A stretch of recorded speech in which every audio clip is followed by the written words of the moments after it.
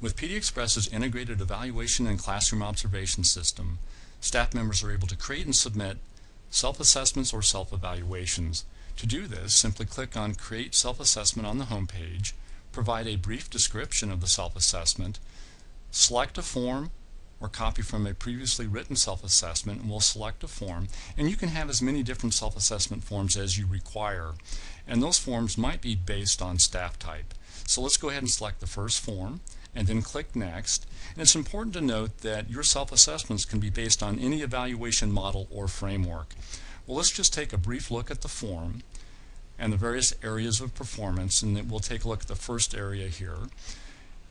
We can look at the rubrics associated with this area of performance and then select the level of performance. We'll select Developing. Then we might provide evidence supporting that level of performance, and then just moving on down to the next area. Of course, we can also look at the rubrics for that, and likewise for the next area, and then pick a level of performance.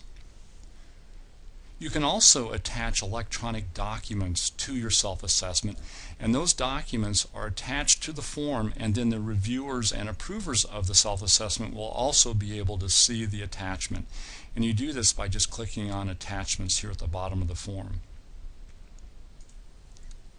When you're ready to submit your self-assessment, simply click on Submit for Review.